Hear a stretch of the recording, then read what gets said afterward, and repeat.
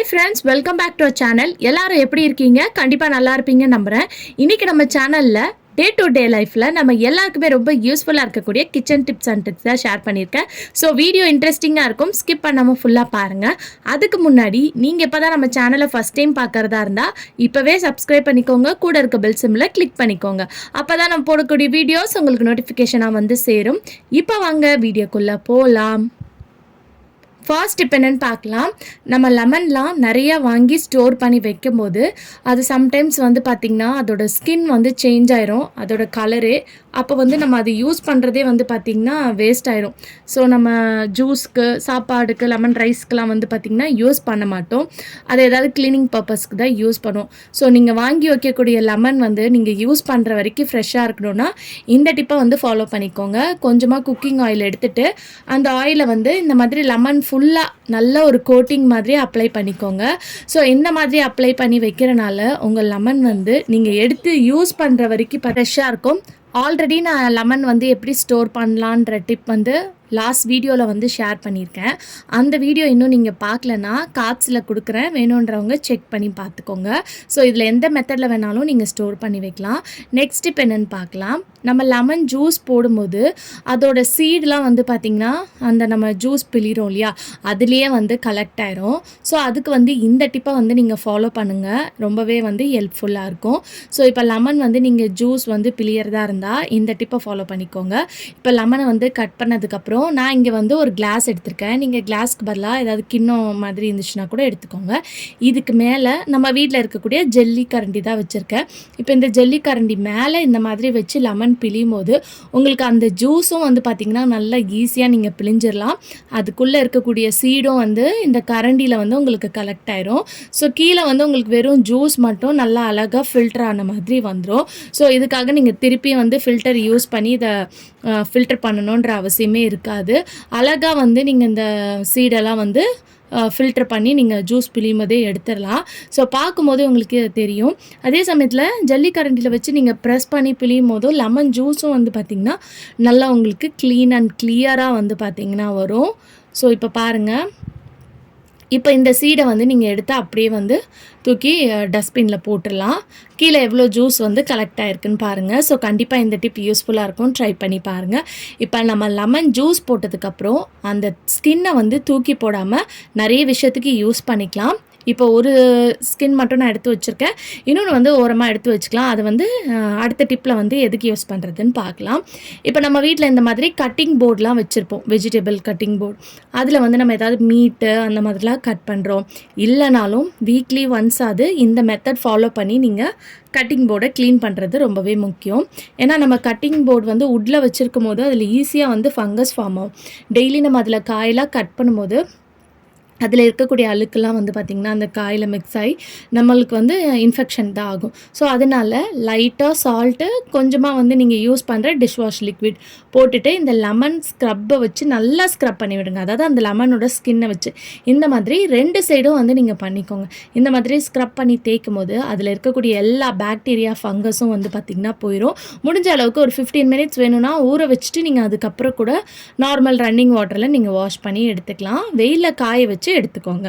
அதே மாதிரி பேலன்ஸ் இருந்தக்கூடிய அந்த ஸ்கின் எடுத்து வச்சுருந்தேன் இல்லையா, அது எதுக்குன்னு பார்த்தீங்கன்னா நம்ம தோசைக்கல்ல ஆம்லேட்லாம் போட்டுட்டு அதுக்கப்புறம் இல்லை ஃபிஷ் ஏதாவது ஃப்ரை பண்ணிட்டு வேறு ஏதாவது போட்டோன்னா அந்த தோசைக்கல் பற்ற வச்சாலே அந்த ஒரு மாதிரி ஸ்மெல் வரும் பார்த்தீங்களா, அந்த ஸ்மெல் வராமல் இருக்கிறதுக்கும் அந்த நம்ம ஃபிஷ்லாம் ஃப்ரை பண்ண தோசைக்கல்லில் வந்து எண்ணெய் பிசுக்கு ரொம்ப இருக்கும், அது அப்படியே வளவலன்னு இருக்கும், அதெல்லாம் ரிமூவ் பண்ணுறதுக்கும் தோசைக்கல்லை க்ளீன் பண்ணுறதுக்கும் இந்த டிப்பை ஃபாலோ பண்ணிக்கோங்க. இதுக்கு வந்து கொஞ்சமாக உப்பு, இது கூடயே வந்து டீ தூள் சேர்த்துருக்கேன். அதுக்கப்புறம் நம்ம எடுத்து வச்சுருந்தா அந்த ஹாஃப் லெமன் ஸ்கின் இதையும் எடுத்து வச்சுட்டு இந்த மாதிரி வச்சு நல்லா வந்து ஸ்க்ரப் பண்ணிக்கோங்க. இந்த மாதிரி ஸ்க்ரப் பண்ணிவிட்டு ஃபஸ்ட்டு நம்ம ஃபுல்லாக ஸ்க்ரப் பண்ணிடணும். ஸ்க்ரப் பண்ணதுக்கப்புறம் லைட்டாக வந்து இதில் டிஷ்வாஷ் லிக்விட் வந்து நீங்கள் சேர்த்துக்கணும். இந்த மாதிரி லைட்டாக சேர்த்துட்டு தண்ணிலாம் எதுவுமே சேர்க்கக்கூடாது. இதை மட்டுமே வச்சு நல்லா நீங்கள் க்ளீன் பண்ணிங்கன்னா அதில் இருக்கக்கூடிய ஸ்மெல் வந்து இந்த லெமன் ஸ்கின்னு, உப்பு, டீ தூள் இது எல்லாமே ரிமூவ் பண்ணிடும். அது மட்டும் இல்லாமல் அந்த எண்ணெய் பிசுக்கம் இருக்கும் பார்த்தீங்களா, அதையும் வந்து உங்களுக்கு ரிமூவ் பண்ணி கொடுத்துரும். ஸோ இதுக்கப்புறம் நீங்கள் இதை வாஷ் பண்ணி யூஸ் பண்ணிங்கன்னா நெக்ஸ்ட் டைம் நீங்கள் வந்து தோசைக்கல் பற்ற வச்சிங்கன்னா உங்களுக்கு அந்த பேட் ஸ்மெல் வந்து பார்த்திங்கன்னா இருக்கவே இருக்காது. நல்லா க்ளீனாக இருக்கும். ஸோ எப்போல்லாம் நீங்கள் லெமன் ஜூஸ் போடுறீங்களோ அந்த ஸ்கின்னை வந்து தூக்கி போடாமல் ஒரு கண்டெய்னரில் போட்டு ஃப்ரிட்ஜில் கூட நீங்கள் ஸ்டோர் பண்ணி வச்சுட்டு இந்த மாதிரி க்ளீனிங் பர்பஸ்க்கு யூஸ் பண்ணிக்கலாம். கண்டிப்பாக ட்ரை பண்ணி பாருங்கள். அடுத்த டிப் என்னென்னு பார்க்கலாம். நம்ம இந்த மாதிரி பால், டீ ஏதாவது வந்து போட்டு வச்சுருக்கும் போது அது வந்து குடிக்கிற அளவுக்கு உங்களுக்கு சூடு வேணும், அதுக்காக தனியாக நீங்கள் பாத்திரத்தில் போட்டு சூடு பண்ணணும்னு நினச்சிங்கன்னா தேவை கிடையாது. நம்ம வீட்டில் இந்த மாதிரி ஏதாவது குக்கரில் சாதமோ பருப்போ வச்சுருந்தோன்னா அதுலேருந்து ப்ரெஷர் வந்து ரிலீஸ் ஆகிற வரைக்கும் வச்சுருப்போம் இல்லையா, ஸோ அது மேலே நீங்கள் இந்த மாதிரி வச்சு விட்டிங்கன்னா நீங்கள் குடிக்கிற அளவுக்கு வந்து பார்த்திங்கன்னா சூடு இருக்கும். சம்டைம்ஸ் கிச்சனில் நிறைய பேர் வந்து பார்த்திங்கன்னா சமைச்சிக்கிட்டே வந்து டீ காஃபி குடிக்கிற பழக்கம் இருக்கும். அந்த ஹேபிட் இருக்கிறவங்க போட்டு வச்சுருப்பாங்க, ஆனால் செய்யக்கூடிய வேலையெல்லாம் அந்த டீயோ காஃபியோ குடிக்க மறந்துடுவாங்க. ஸோ அந்த டைமில் நம்ம குடிக்கிற அளவுக்கு சூடு வேணும்னா இந்த சூடு வந்து பார்த்திங்கன்னா போதுமானது. ஸோ இது வந்து நம்ம இதுக்கு மேலே வச்சோன்னா உங்களுக்கு அந்த சூடு வந்து பார்த்திங்கன்னா கிடைக்கும். ஸோ கண்டிப்பாக ட்ரை பண்ணி பாருங்கள். அடுத்த டிப் என்னென்னு பார்க்கலாம். இப்போ ஒரு பக்கெட்டில் கொஞ்சமாக வந்து கோல்கேட் பேஸ்ட் வந்து எடுத்திருக்கேன். இது கூட வந்து டிட்டர்ஜென்ட் பவுடர் வந்து எடுத்துக்கோங்க. டிட்டர்ஜென்ட் பவுடருக்கு பதிலாக நீங்கள் லிக்விட் இருந்துச்சுன்னா கூட எடுத்துக்கலாம். இப்போ இது கூட வந்து கொஞ்சமாக உப்பு, பேக்கிங் சோடா இது எல்லாத்தையும் சேர்த்துட்டு தண்ணியை வந்து நல்லா ஃபில் பண்ணிக்கோங்க. இது போட்டதுக்கப்புறம் தண்ணி ஃபில் பண்ணிங்கன்னா அந்த பேஸ்ட்லாம் வந்து தண்ணியோடு வந்து பார்த்திங்கன்னா நல்லா மிக்ஸ் ஆகி கரையும். ஸோ இந்த மாதிரி நல்லா வந்து கையை வச்சு ஒரு வாட்டி அந்த தண்ணி கீழெல்லாம் அந்த பேஸ்ட்டெல்லாம் வந்து கரையிற அளவுக்கு வந்து மிக்ஸ் பண்ணி விட்டுக்கோங்க. இப்போ இது மிக்ஸ் ஆனதுக்கப்புறம் நம்ம வீட்டில் இருக்கக்கூடிய மேட்டு தான் எடுத்திருக்கேன். இந்த மேட்டில் வந்து நிறைய அழுக்கு இருக்கும். ஸோ இது கை வலிக்க நீங்கள் துவைக்கணுன்ற அவசியமே கிடையாது, ப்ரஷ்ஷெல்லாம் எதுவுமே போடணுன்ற அவசியமே கிடையாது. இதில் இந்த மாதிரி டிப் பண்ணிவிட்டு ஒரு 20 மினிட்ஸ் மட்டும் இதை விட்டுருங்க, அப்படியே ஊறட்டும். ஒரு 20 மினிட்ஸ்க்கு அப்புறம் நீங்கள் பார்த்தீங்கன்னா அந்த தண்ணி வந்து உங்களுக்கு நுரையாக இருக்குது பாருங்கள், நல்லா கிளியராகிடும். இதில் இருக்கக்கூடிய அழுக்கெல்லாம் வந்து பாருங்கள். இந்த தண்ணி ஃபஸ்ட்டு எப்படி இருந்தது, இப்போ இந்த தண்ணியோட கலர் வந்து பாருங்கள். இதுலேயே எல்லா அழுக்கும் வந்து உங்களுக்கு ரிமூவ் பண்ணிடும். ஸோ இப்போ தண்ணி பாருங்கள் எந்த அளவுக்கு கலர் வந்து சேஞ்ச் ஆகிருக்குன்னு. இப்போ வந்து இதை வந்து நீங்கள் ப்ரஷ்ஷோ சோப்போ எதுவுமே போட தேவையில்ல. ஒரு 2-3 வாட்டி வந்து இந்த மேட்டை வந்து தண்ணியில் வந்து நல்லா வந்து அலசிக்கோங்க. ஸோ இந்த மாதிரி ஒரு 2-3 வாட்டி வந்து இப்போ அந்த மேட்டோட கலர் பார்க்கும்போதே உங்களுக்கு தெரியும், நல்லா வந்து க்ளீனாக இருக்கும் உங்களுக்கு. இந்த மாதிரி 2-3 வாட்டி வந்து அலசிக்கோங்க. அலசினதுக்கப்புறம் லாஸ்ட்டாக நீங்கள் வாஷ் பண்ணுவீங்க இல்லையா, அந்த டைமில் வந்து கொஞ்சமாக வந்து கம்ஃபர்ட் சேர்த்துக்கோங்க. இந்த மாதிரி கம்ஃபர்ட் சேர்க்குறனால நீங்கள் யூஸ் பண்ணக்கூடிய அந்த மேட்டில் வந்து நல்ல ஒரு ஸ்மெல்லு வந்து பார்த்திங்கன்னா வாசனையாக இருந்துக்கிட்டே இருக்கும்.